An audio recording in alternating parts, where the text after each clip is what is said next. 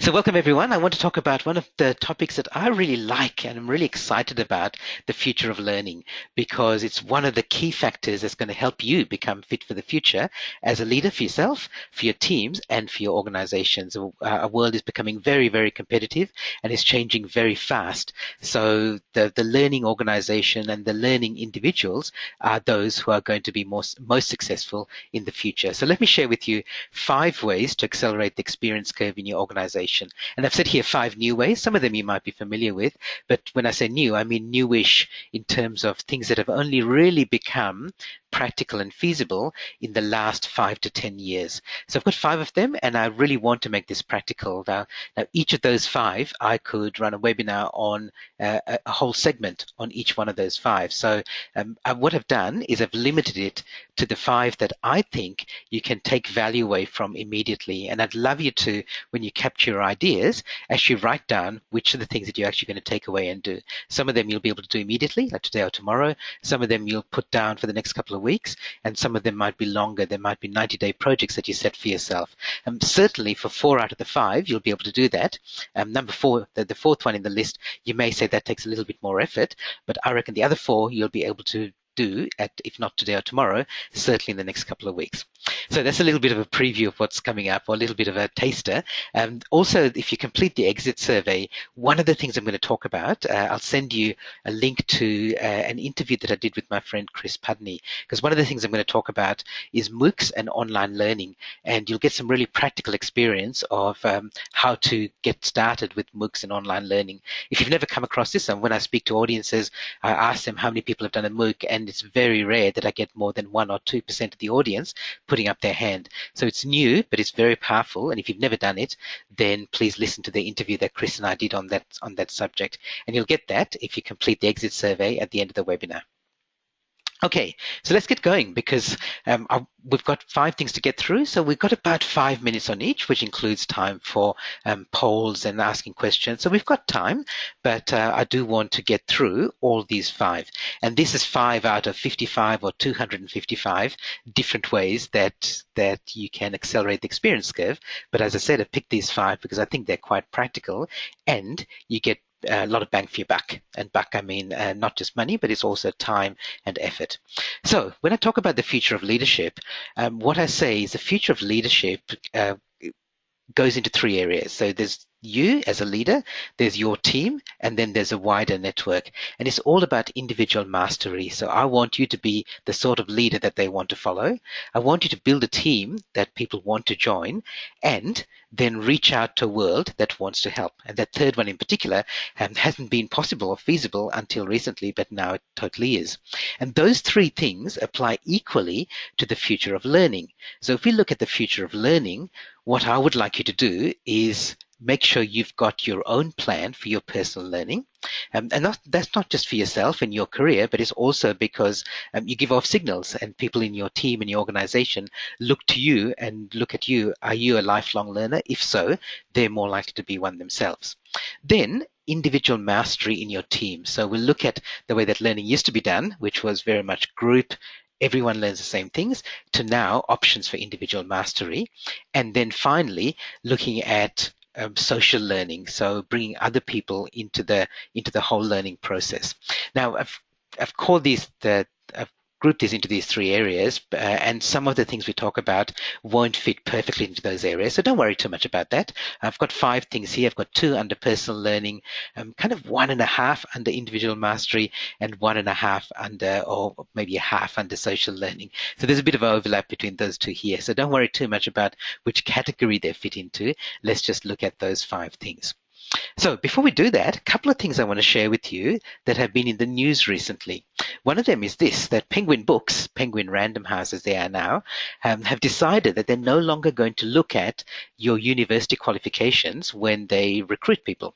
So looking at recent graduates or their new recruits, it doesn't matter whether they're recent university graduates or not, because they think that the sort of education you get in a university is much less relevant for what's happening in the real world, in the real workforce. themselves.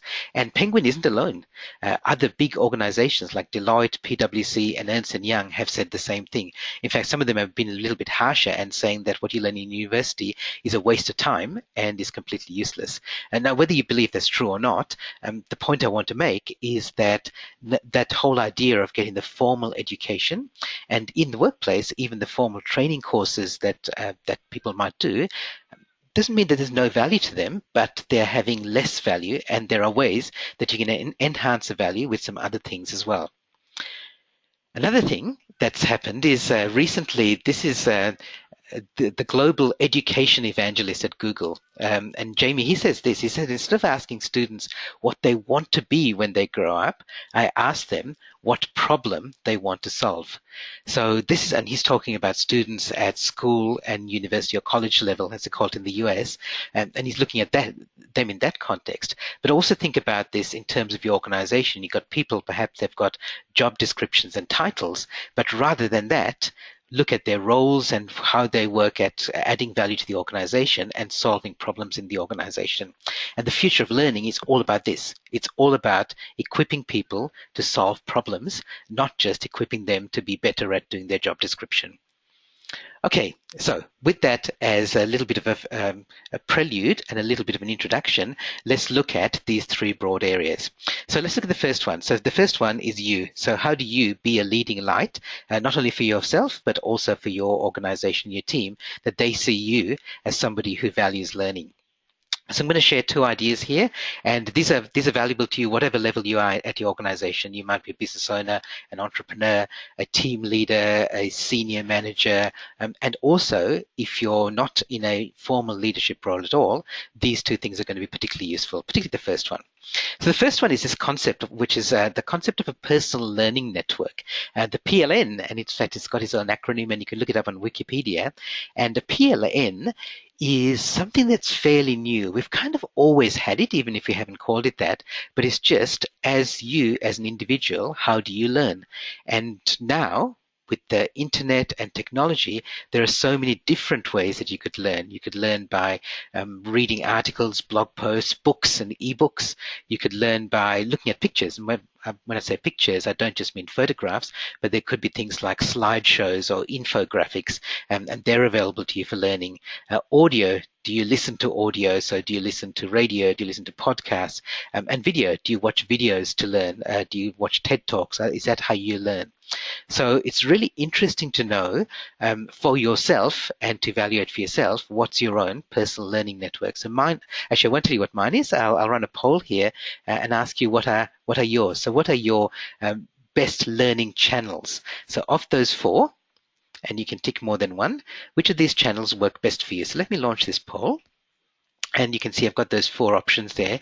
And tell me the ones that you like and the ones that you use. And they should be what you like and what you use should be correlated, right? So which ones do you like and use? So please tick as many as you do. I'll just tell you for me, as I can see the numbers coming in. Okay, most people are voting very quickly, so thank you for that. So for me, for example, I like text and I like audio. So I listen to lots of podcasts and I read a lot. Not big fan of watching video, and the slideshows are okay, but that's for like quick learning and I don't do it a lot. All right, so thank you everyone. Thank you for voting so quickly. Let me show you the results.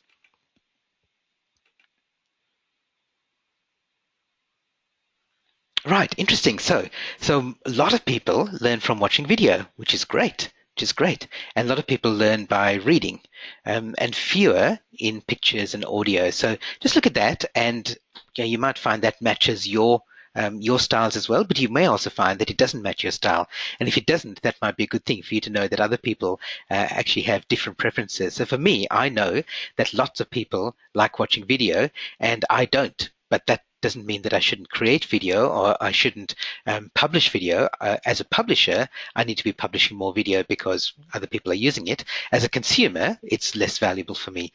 I know a friend of mine spends a lot of time on planes, so he downloads a whole bunch of videos like TED Talks and he watches them on the plane. For me, I like to listen to audio because I like because I can do other stuff while doing that. So I like it when I'm riding my bike, when I'm walking, when I'm at the gym, I can listen to audio. So for me, for example, I subscribe to a lot of podcasts. So here's a small example of like some of the podcasts that I subscribe to on my phone. This is a picture of a tablet, but I subscribe to them on my phone. And the point I want to make here with a personal learning network is to go both wide, so broad, and to go deep. So there are things that you want to definitely know about your area of expertise, and also things that you might want to do which are outside your area of expertise. So for example, for me, you can see that I've got things like the LinkedIn speaker series. So that's quite interesting because that's quite broad. There's stuff about marketing, media, Planet Money is kind of interesting stuff about money. There's stuff about the media, this is the mass media and how they report, entrepreneurship, psychology, business, the Real Estate Pros podcast, because I do work with speak at real estate conferences and so on. Seth Godin Startup School is down there as well. I'm surprised in this screenshot there isn't a cricket podcast because there's quite a few of those that I subscribe to as well. But you get the point, right? So whatever you use as your personal learning network and whatever channels you use, go both broad and deep. So definitely you want to find out more about your area because that's part of being an expert, and being a leader. So even if you're not selling your expertise, it's part of making sure that you're up to date. But also go broad. So go outside your area. Okay, let me just see what comments have come through or questions. If you've got any questions, please ask. Yeah, so Justice says, I think because there's so much video available, I think Justice was commenting on the fact that 94% of people, they learn through video. And you're right, there is a lot of video available, and I'll show you some examples later of people who've set up video learning channels. But that's right. But for me, I've made a conscious choice that it's easy for me to read because I read fast, and it's convenient for me to consume audio. So I do download some videos with the intent of watching them, and they just sit on my phone or my computer, never getting watched because I never find the time. Whereas with audio, it's very easy for me to listen because I can listen while I'm multitasking. Okay, any other questions or comments? Okay, I see a question coming in here. How do you manage your podcast and newsletter subscriptions? Yeah, good question. So again, this is one of those things that could be a whole podcast, a whole webinar in itself. So podcast is simple because I use a podcast player on my Android phone. So mine is called Podcast Addict. On iPhones, there is a podcast app, and that you just subscribe to podcasts. And actually, David, the question you asked about podcasts and newsletters, I'm glad you grouped them together because both of those are subscriptions. So the newsletters that I subscribe to, they automatically appear in my inbox, or rather I've got a filter that when they appear in my inbox, they get filed away into a reading folder and I can read them later. Same with the podcast. When you subscribe to a podcast, then every time there's a new episode, in the middle of the night, my phone connects and downloads the latest episodes. So that's how I manage it. I think that's the question you're asking, David. I'm happy to answer a more detailed question if you want me to go into depth there. But for now, let's keep going. Okay, so the next one is a question. How many people recognize this? Does anyone recognize this? The first person that gives the right answer, I'll send you a copy of my book, The Future of Leadership. Pong. Thank you, Daniel. So Daniel, if you could just send me, just in the notes there, send me your postal address and I'll send you a copy of my book. So that's right, this is Pong. So this is what computer games looked like when I was growing up. Now this is coming up here. This is my partner Nikki's 14-year-old son Josh. He's the one on the left there, and he loves computer games. And this is what computer games look like now on his Xbox. So the thing is, I reckon there are a lot of leaders who are Pong thinkers in an Xbox world. And a lot of the things that we as leaders, if we have grown up with Pong and especially if we've got experience, we might not realize what else is out there. So one of the best things that you can do to learn is a concept called reverse mentoring. So I think we're all familiar with the whole idea of mentoring, which is where the more experienced person sits down with the less experienced person and shares their experience. great. But now there are people who are younger, who have other kinds of life experience, even if not in the workplace, who have these skills and talents and knowledge that you don't. This is one example of an organization called the Hartford that really embrace the idea of reverse mentoring. So they set up a mentoring program within the organization. So Anne Rolfe, who's Australia's mentoring experts here on this webinar, sets up mentoring programs, and the Hartford set one up. But as part of their mentoring, they also made a conscious decision to have reverse mentoring.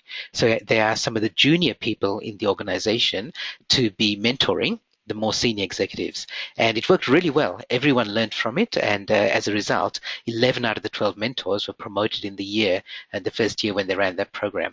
Now, remember, these 11 out of the 12 mentors, so the mentors are the young people, the junior people, so they got a promotion by just as a result of the value that they gave to the organization by being part of the mentoring program. And of course, it works in both ways. It works both ways around. Okay, so reverse mentoring, if you're not doing it, please do it. And this is, again, one of the simple things that anyone can do. So if you run your business by yourself, but you've got kids, well, here's some perfect reverse mentors for you. Or if you know some smart teenage kids that your friends have, then talk to them. If you've got people in your organization who could be good mentors for you, but you're only using them in a more junior role, then consider them as reverse mentors. So I sit down with Josh, who you saw earlier in that photo. I sit down with him over a chocolate milkshake, and he shares with me his ideas about what's new in smartphone apps and Snapchat and Xbox, and it's great. I learn a lot from that by engaging in the reverse mentoring process. Okay, any questions or comments about that? Daniel, thank you for sending me your address. Excellent.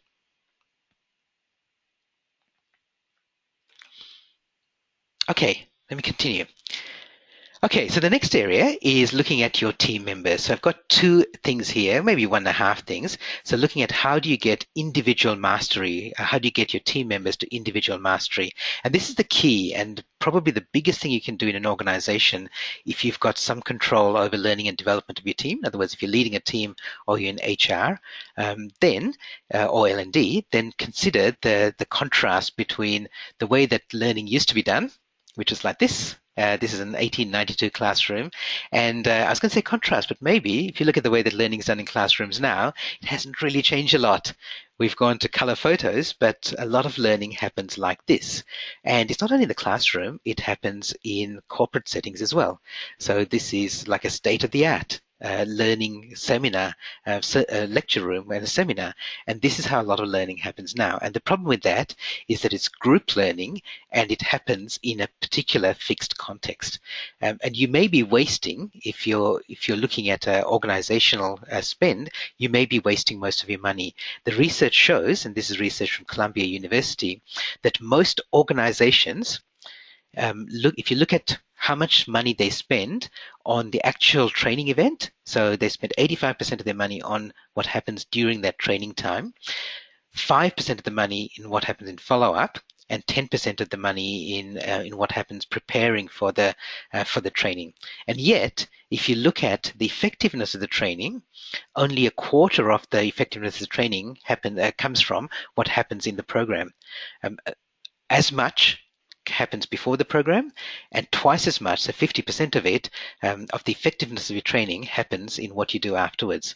So if you're not stretching your experience and not extending the experience of your in-house training programs, then you're not getting full value from it. In fact, you're getting a tiny amount of value from it, and you're throwing away money because you're putting most of your money into something that has very little impact.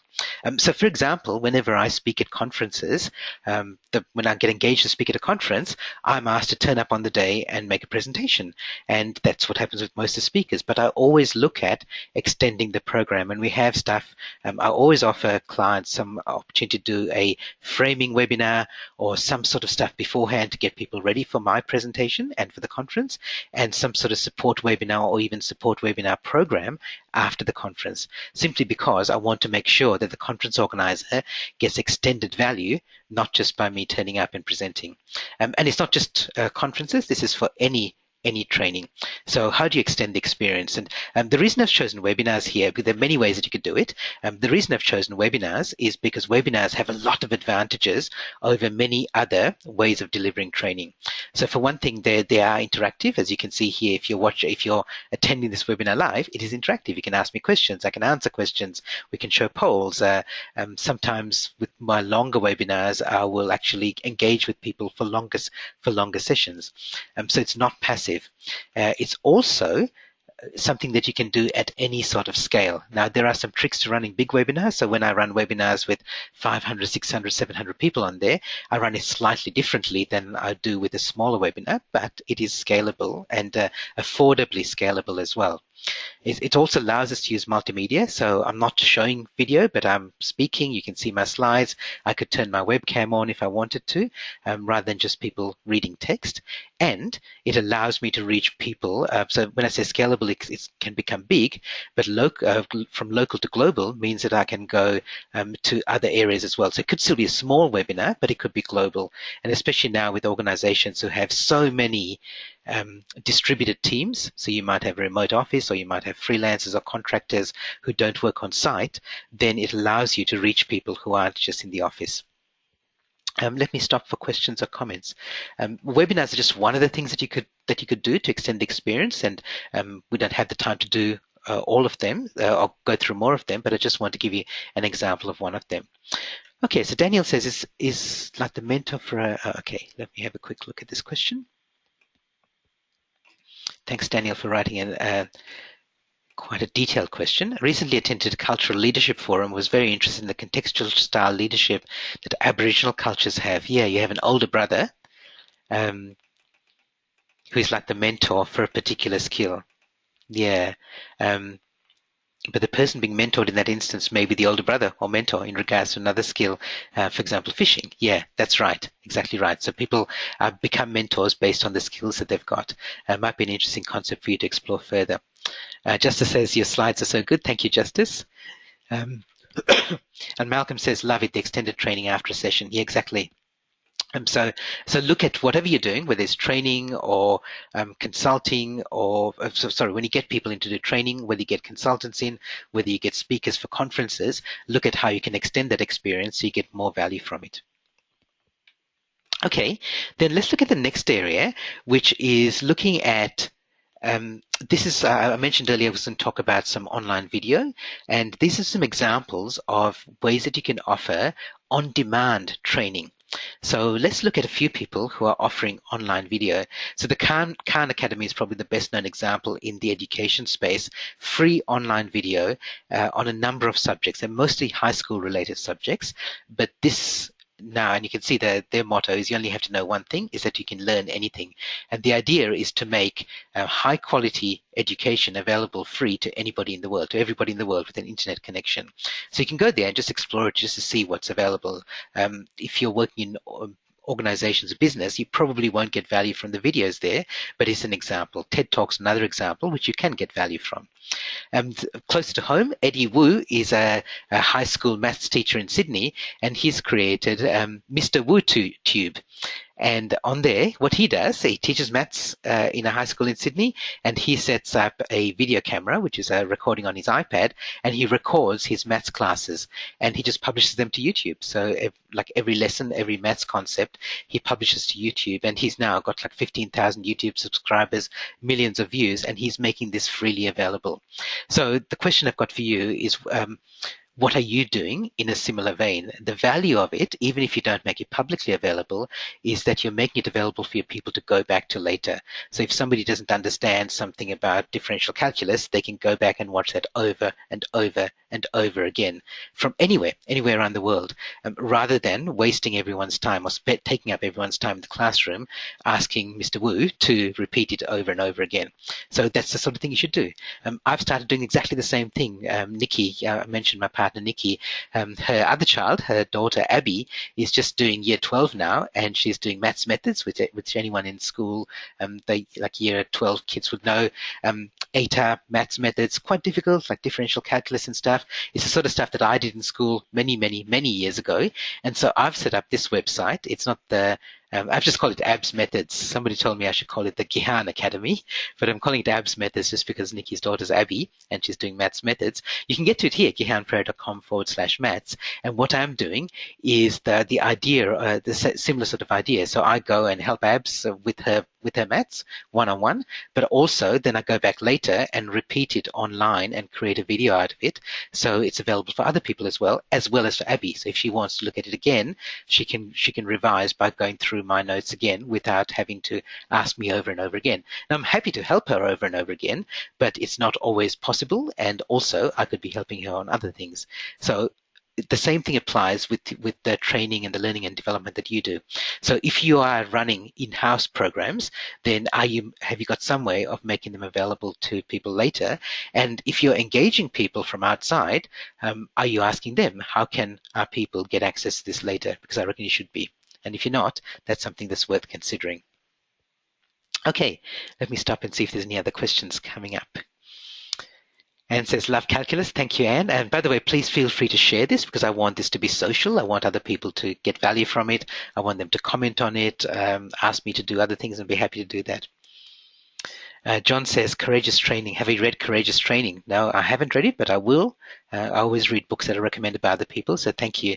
They talk about the value of post-event engagement to maximize the benefit of learning activities. That's exactly it. And if there was any single message, I would say it's this whole idea of extending the experience and, I guess I shouldn't say single message, two messages, make it individual as well.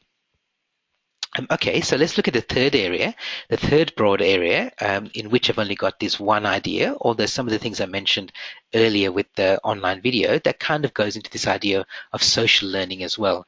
That old saying, it takes a village to raise a child. Well, in the same way, it takes a village to develop and learning and development at any level, even in organizations. And I love this quotation from Winston Churchill. Towards the end of the Second World War, he was asked by the Americans, what can we do to help? And he said, give us the tools and we will finish the job. So some of those tools are available now. Some of those tools are available and they're available to anybody and they're really accessible. So I just talked about some of those things that you can do yourself. So make your learning available online for your people later, but there are some public tools as well. And one of them is this idea of a MOOC, a massive open online course. And so this is online learning, and this is the way that learning and innovation are going. So the idea of a MOOC is that instead of you going to a university lecture hall, you go online and you do this course. And you may be doing this course with 100,000 other people at the same time, which seems ridiculous, right? Because how could you get individual attention from 100,000 people in a group of 100,000 people? Well, the way it works is that it becomes very social. So there is a lecturer who presents the videos, there are tutors, but then you get help from your other students as well. And you get help from people all around the world who are helping you out. And you can set up little study groups. You can set up actual physical groups where people who are doing the same course together can choose to meet up somewhere at a local cafe and go through the work. And so it becomes not just a one-way learning experience, but it becomes a very social learning experience. The big criticism of MOOCs is the failure rate. So it's not surprising for a MOOC to have 95% of people drop out. And that's often touted as one of the biggest criticisms. My friend Chris, who I mentioned earlier, he did a data visualization MOOC a couple of years ago, and he talked about this in this. I interviewed him about that, which is that resource I'll give you in the exit survey. He found that he had 100,000 people subscribe, and 95% of them dropped out, and only 5% of people completed the course. Okay, so here's a point that's often touted as a criticism and is often leveled as a criticism of MOOCs, possibly by people who've got a vested interest in seeing MOOCs fail. But that 5% of people who who succeeded is still 5,000 students. So 5,000 students did this course and they completed it. Completely free, completely online from around the world. So what does 5,000 students look like? In Australia, the number of people who completed an IT course at a university level accredited IT course was about 5,000 students. So the same number of people who completed the IT course a couple of years ago are now completing MOOCs. So the reason there's a high dropout is because it costs nothing to do. It it costs almost nothing to enroll in it, like almost no effort. All you've got to do is sign up, create an account, and you're enrolled. So a lot of people join, they just want to see what it's about, and so they drop out.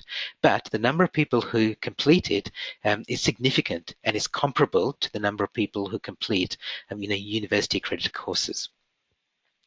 So as I said, if you'd like to get that interviewed and just complete the exit survey, and I'll send you a link to that. It's really practical because Chris talks about his experience in doing MOOCs. And if you're thinking about MOOCs for your people or for yourself, and I'd recommend it for yourself first, then it's really interesting to hear Chris's experience. Don't start with one of those big 100,000 people courses. Go to opentostudy.com, which is backed by Australian and New Zealand universities, and they do have really high quality courses. Many of them are business oriented, not only academic, because some of the bigger MOOCs tend to be university level. I've done courses here on innovation, on marketing, on big data, and a number of other things, which I was just out of interest. And you do them for, I think, 6 to 8 weeks, and there's a number of courses there completely free. So opentostudy.com. Okay, let me just see questions and comments coming in. Oh, sorry, Justice says who wrote the book that I mentioned earlier, which was Courageous Training, that John suggested. It's by Tim Mooney and Robert Brinkenhoff. I'm sure if you search for Courageous Training, Tim Mooney, you'll find it. Yeah, okay, and Justice makes another comment about that stat. I don't think that stat is so significant. If you look at offline courses, how many people actually make anything of what they've learned? Absolutely right. And many of the people who are criticizing MOOCs are about people like universities who feel a bit threatened by them. Yep, and they emphasize the importance of post-course follow-up, exactly. John says, I use the term learning journey to describe how after a 2-day workshop, we need to continue the discussion for 3 months as the learners apply their new learning in their workplace. I think we're exactly the same wavelength here, John, because I did the same thing. For those follow-up support webinars, I generally say, let's do it 90 days after the conference, 60 to 90 days after the conference, which is like 2 to 3 months. Anne says, my university students still prefer face-to-face, even when lectures are available online, yeah. Perhaps more to do with the subject rather than the delivery, but also, Anne, I'm sure, is familiar with this concept, but there is another concept that's worth looking up called flipping the classroom, where the lecture material, stuff that people can do in isolation, they do by themselves, and then they turn up to the lectures, or they're more like the tutes, and they do the actual practical interactive stuff in those environments. So if you're interested in that further, then have a look at flipping the classroom. Or flip the classroom. Okay, so we looked at those 3 areas: personal learning, individual mastery, and social learning. And I've given you 5 things. So just before we finish up, I'm curious to know which of them are you doing well? I've got 2 questions for you, and I'll tell you what both of them are. Which of these are you doing well? And which of these will you do better as a result of this webinar? So let's do the first one. So which of these are you doing well already? And I know some people are doing some of this stuff really well. So let me launch that poll. So which of these are you doing well? So the 5 things we talked about: personal learning networks, reverse mentoring, webinars, setting up your own e-learning platform. That's when I showed you the videos, like are you setting that stuff up? It might be private. And then MOOCs. You can tick more than one.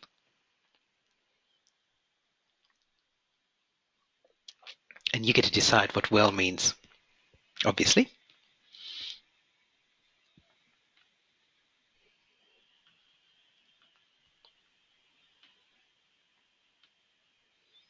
Okay, I think almost everyone's voted, so that's perfect. Let me close and share the results.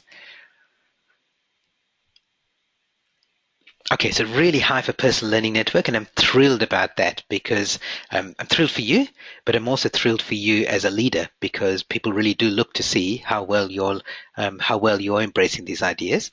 Okay, so most of the others are pretty low. Interested to see that number of people have got their own e-learning platform, fewer than MOOCs. I'd recommend trying a MOOC. Just go to openstudy.com, try it. It's really worthwhile finding out how learning is happening now. And if you're a learning provider, and I know many people here are, it's also worth knowing what's available online free that other people are comparing you with.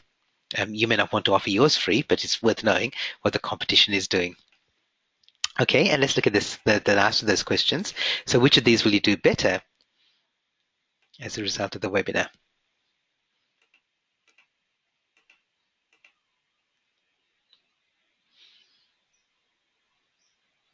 Okay, I see most people are voting.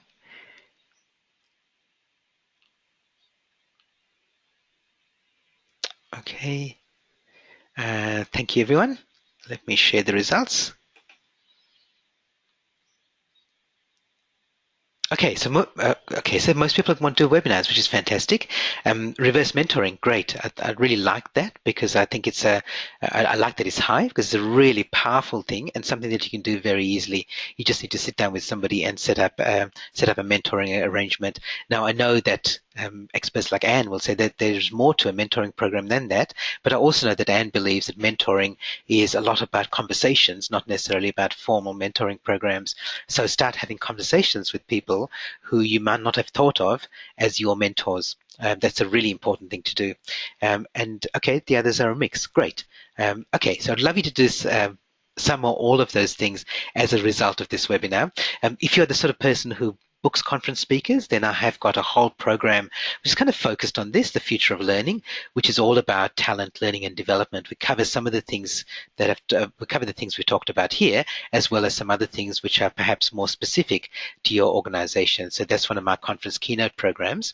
I've got a couple of others. There's the future of leadership is one that I offer a lot now because leaders want to know what's around the corner, what do I need to know to be fit for the future, and so I do have the future of leadership keynote presentation as well.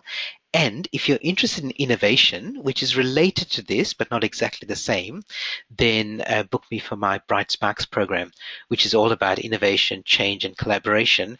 And it's also about being innovative in a customer-centric world. So thank you everyone for coming along to this presentation. You can contact me through my website and send me email. Love to get your feedback. As I said, I will send you a copy of the recording if you complete the exit survey. The next webinar coming up in this series is on the 10th of March. So it's next month is again about individuals in your organization, and it's called There's an I in Team. So if you're watching this, if you're attending this webinar live, you don't need to do anything. You'll get the reminders automatically. Love to see you again. If you if you're watching the recording and you want to subscribe to it, then go to seeingintothefuture.com and subscribe to this webinar series. And if you want to recommend it to other people, please do. It's free, and I'd love to have more people coming along, getting value from it, and also sharing their value in the webinar. So thank you for that. As I said, complete the exit survey as we finish, and I'll send you a copy of this recording of this interview that I did with Chris. I think you get a lot of value from it. Thanks, everyone, and bye for now.